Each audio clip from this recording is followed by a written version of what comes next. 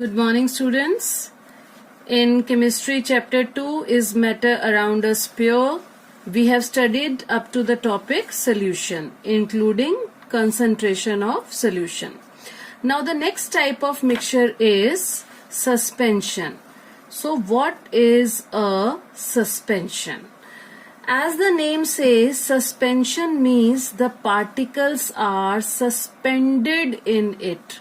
Particles don't mix equally with each other.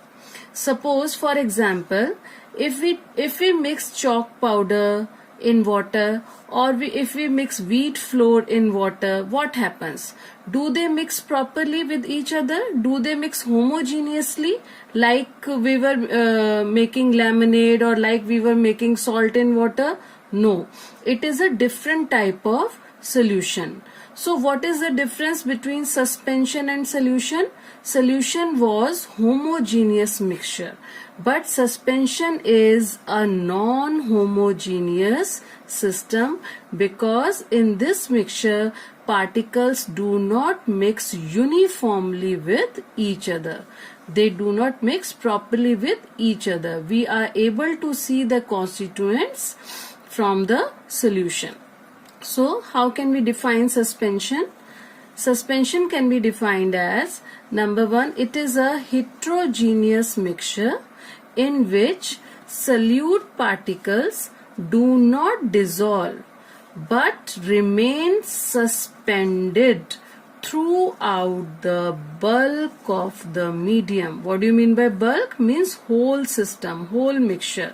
So, it is a heterogeneous mixture in which solute particles do not mix properly, they do not dissolve properly, but the particles remain suspended throughout the mixture. We can easily see the constituents also.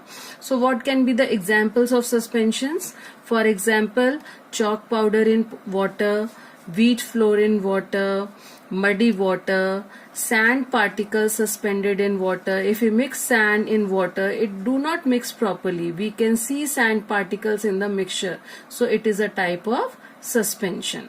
So what are the properties of suspension? Now the next topic is, what are the properties of suspension? Now the first property, it is a heterogeneous mixture in which the particles do not mix uniformly, or we can say it is a non-uniform mixture. That is why it is called heterogeneous mixture. Now the second point is size of particle. In this suspension, particles can be seen by naked eye.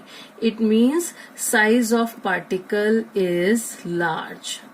Size of particle is very large so that we can see them even by our naked eye.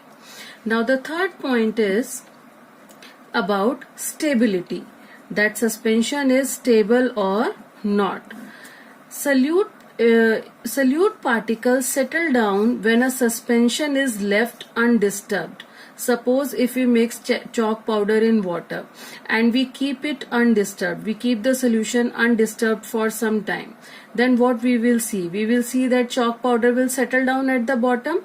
So now it is no more a mixture. So we can say that it is unstable. This type of mixture, suspension, is unstable. After some time it changes. So it is unstable. Now the next characteristic is that we can separate the particles by filtration method or not. So what do you say?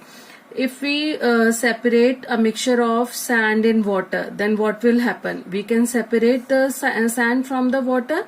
Yes. So in suspension, they can be separated from the mixture by the process of filtration.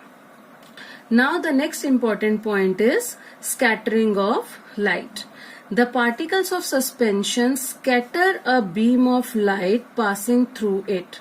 in solution we have studied that in solution size of particle was very small, so it could not scatter a beam of light. But in suspension the particle of size is large enough, particle size is large enough to scatter a beam of light passing through it. But the condition is that the particles should be suspended in the solution. Particle should remain suspended in the solution. Now suppose if we leave the solution for some time and particles settle down, then it will no more be a suspension solution. Then the suspension will break and all the particles will settle down, so suspension will break. So it do not scatter light any more. So the condition is for scattering of light through suspension is that particles should be suspended in the solution.